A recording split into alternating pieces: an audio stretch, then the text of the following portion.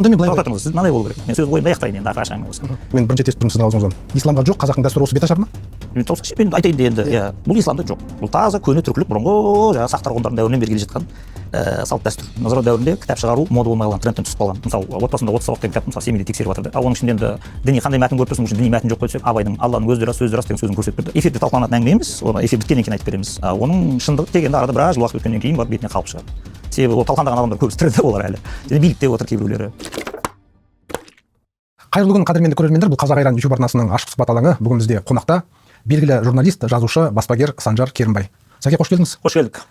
Сонда енді алтын уақытыңызды қиып, бізге уақыт тауып келіп жатқаныңызға үлкен алғыс айтамыз. Бұны да айтып жатқан бір себебім, күні кеше әлеуметтік желіге Қызылорда, Түркістан, Шымкент, бұйырса Алматы 60 күндік сапар аяқталды деген бір жазба жазып жарияладыңыз. Шынымен де 60 күн болдыңыздар ма? 2 ай. Жоқ, оған менің ешқандай қатысым жоқ. Бұл талант продакшн деп аталатын, өзі бір сондай талант жастардан құралған өнер ордасы. Ал енді оны жаңа Қайрат Кенжебекұлы деген кәсіпкер, өзі қатты сіздің жерлесіңіз, Шелектің баласы. Кәсіп жасап жүрген жерінен Өзбек әлжені мәдени майдан деген кітапты оқығаннан қатты әсерлесіп кеткен дағыны, сосын кино түсіремін деп шыққан, киноға бюджеті жетпейді, содан кейін ол спектакль шығарамын деген. Содан кейін драматург жалдаған, әртістерді жалдаған, сосын режиссер жалдаған, сосын бәрі біріккен дағыны, команда құрған дағыны, 3 көлікке мінген дағыны Қазақстанның мына Қапшағайдан бастап түсіп Талдықорған, Семей, Өскемен аралап өздері кетіп бара жатыр. Енді олар тек менен медиада жаңағыдай қолдау жәрдемін сұрайды. Сосын әр жерге барған кезде ол басында маған келген кезде сондай бір видео мәлімдеме жасап берсеңіз, себебі біз өзіміз қамтамасыз ету үшін үнемі кіріс кіріп тұру керек, ал біздің шығынымыз көп. Себебі енді 20 әртісті күнде жатқызып тұрғызып 3 мезгіл тамағын беріп, сосын айдың соңында жалақысын беру деген өте үлкен жұмыс.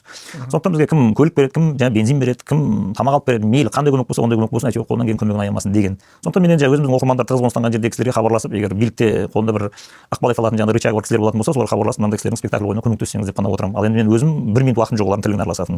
Тек күнделікті пәлен билет өтті, болмаса өтпеді, осындай жерге келе жатырмыз, не көмек деген сияқты хабарласады. Сол кезде ғана мен оларға жаңағыдай Инстаграмдағы өзімнің парақшам арқылы қолдау, көмек, жәрдем ұсынып отырамын. Басқа қатысым жоқ. Демек, Өзбек әлі спектаклі сіздің кітабыңыздың негізінде жазылды ма? Иә, негізінде жазылған деп айтуға болады. Бірақ енді драматург енді кітапты айна қатесіз қайталамайды ғой, енді ол өзінің талантын көрсету керек. Сосын басқа жағынан кірген, және ол негізгі спектакльдің басынан аяғына желісі ретінде сол кездегі саясатты алып алған ол. Яғни қазақтарға қой баққызу, жаңағыдай мемлекеттік деңгейде қаулы шығарып, қазақтың қыздарын бәрін қойшылыққа жіберу деген. Сол қойшылық деген ұстап алғандағын спектакль сонымен басталып, қазақтарды жаңағыдай қой қайдап мал сияқты құйрығынан теуіп жүреді тура мағынасында. Және Өзбек әлі күресіп жолында қаншама кедергілер болады. Ең соңында өзінің басы бір қиын дауға шарылған кезінде өзінің жаңағы қойшылықта жүрген бір қызды үгіттейді ғой, енді оқуға бар деп. Сол қыз соттап келеді тағын, бұны жаңағыдай бәрібір жабылып соттаймыз деп жатқан кезде ол сот келеді тағын, тарих алдында ақтап алады тағыны, бұның жастарды оқуға ғылымға білімге шақырған стратегиясы ақталып кеткен болады.